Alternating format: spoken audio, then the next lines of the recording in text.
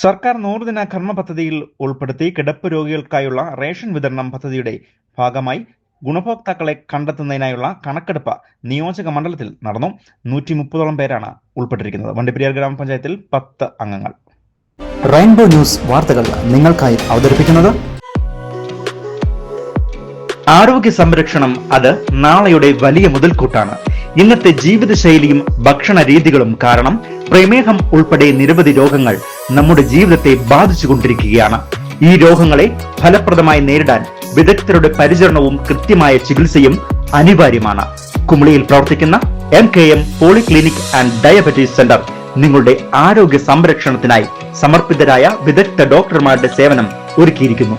പ്രമേഹം അഥവാ ഡയബറ്റീസ് പല ആരോഗ്യ പ്രശ്നങ്ങളുടെയും പ്രധാന കാരണമായി മാറുന്നുണ്ട്. അതുകൊണ്ട് തന്നെ ഇവിടെ പരിചയസമ്പന്നരായ ഡയബറ്റോളജിസ്റ്റിന്റെ പ്രത്യേക സേവനം ലഭ്യമാണ്. ഉള്ളിലെ അസുഖങ്ങളോ ശരീരവേദനകളോ ആരോഗ്യ സംബന്ധമായ ഏത് പ്രശ്നങ്ങളായാലും കൃത്യമായി കണ്ടെത്തി ചികിത്സിക്കാൻ വിദഗ്ധനായ ഫിസിഷ്യന്റെ സേവനം ഇവിടെ ലഭ്യമാകുന്നു.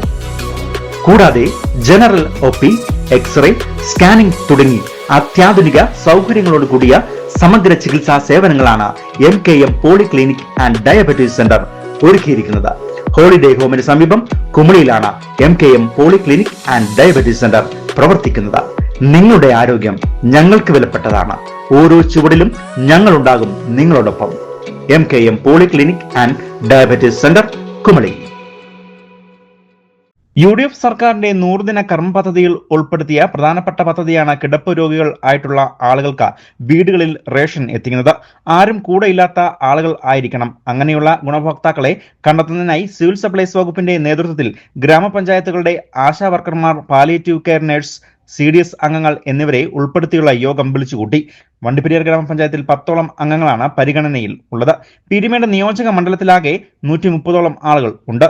7-ാം തീയതി സർക്കാരിലേക്ക് കണക്ക് സമർപ്പിക്കുകയും ചെയ്യും. തങ്കരാജ് തുറക്കുളം ആറ്റോരം, ജ്ഞാനരാജ് തുറക്കുളം UD, ഇന്ദിര തേങ്ങാക്കൽ സെക്കൻഡ് ഡിവിഷന്, നബീസ വിളിയംപറമ്പില് പ്ലാമല, ബാബു പ്ലാഞ്ചിറയിൽ ഹൗസ് പശുമല, ആറുമുഖം മൂങ്കിലാർ പുതുവല്, ചെല്ലമ്മ ഇന്ദിര കോളനി കുരിശുമല, സുഹറ ബീബി സീനത്ത് മനസ്സിൽ വള്ളക്കടവ്, ഈശ്വരി പശുമല എസ്റ്റേറ്റ്, സമുദ്രം പശുമല എസ്റ്റേറ്റ്. ഇത്രയും പേരെയാണ് ഇപ്പോൾ ലിസ്റ്റിൽ. അടുത്ത മാസം മുതൽ കിടപ്പ് രോഗികൾ ആയിട്ടുള്ള ആളുകൾക്ക് അവരവരുടെ വീട്ടിൽ റേഷൻ എത്തുകയും ചെയ്യും.